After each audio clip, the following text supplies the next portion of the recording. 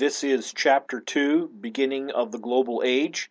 Discussion number 2, Europe meets Africa, Africa sells slaves. One of the simplest ideas of sailing long distances in order to get from the Iberian Peninsula, the Portuguese going around Africa and getting all the way to India and then going from India all the way back, that this trip took months. And you couldn't put months worth of water and months worth of food and provisions on a boat and still have enough room for all the spices. Or even if you weren't having spices, you just plain wouldn't have enough space. These ships weren't exactly huge. And so it became a standard practice of all the colonial powers to establish ports of call where the ships could safely stop, reprovision, and move on. So the Portuguese established several of these safe haven ports around the coast of Africa where they knew their ships could stop, get water, get food, and then continue. And of course, you want to make sure that these are protected and safe, so they turned into forts. And also, they determined as these places were permanently manned that they could do commerce with the local population, the Africans.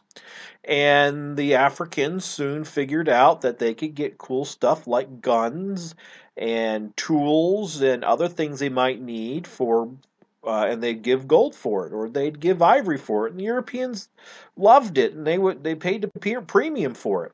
And then they figured out that the Europeans could use manual labor too, and so the Africans would go and conquer a local tribe, or beat them up, or kidnap other Africans, and then sell them to the Europeans. See, the Europeans never really went inland to get slaves. Is that most times the Africans would go capture other Africans and then give them to the Europeans for stuff. Which is going to be important a little bit later here in the notes. Now, the Portuguese, pretty much they started the going to India and the Far East by going around Africa, but they really did not sustain the leadership there.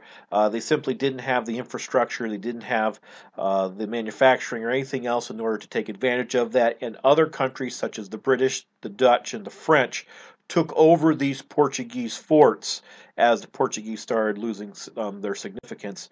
But the Portuguese did start a lot of the European presence in Africa.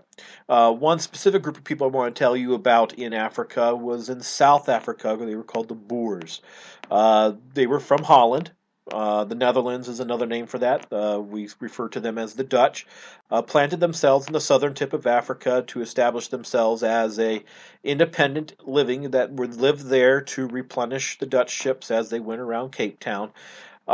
They get to be very important in the 1800s when they start picking fights with the local African tribe called the Zulus.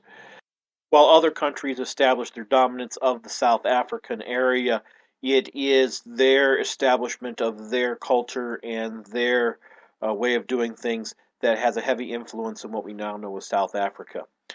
Now, remember we said that the Europeans never really went into Africa to get slaves. The other Africans would capture slaves and bring them to the Europeans. So it became extremely profitable to get into this kidnapping Africans or capturing Africans in the process of war so that you could have slaves to sell to the Europeans. And so while everyone was going out trying to get rich by kidnapping Africans, we had most of the African states that existed in the Middle Ages and into ancient times pretty much disintegrated into a whole bunch of warlords who had their favorite supplier or supplyee of who they were going to sell the slaves to the Europeans. And so that commits a serious problem for the Africans in establishing any type of modernity as they are essentially stuck in this get-rich-quick-now scheme, which in some ways we still see in their culture. This is the end of discussion number 2, Europe meets Africa, of Chapter 2, Beginning of the Global Age.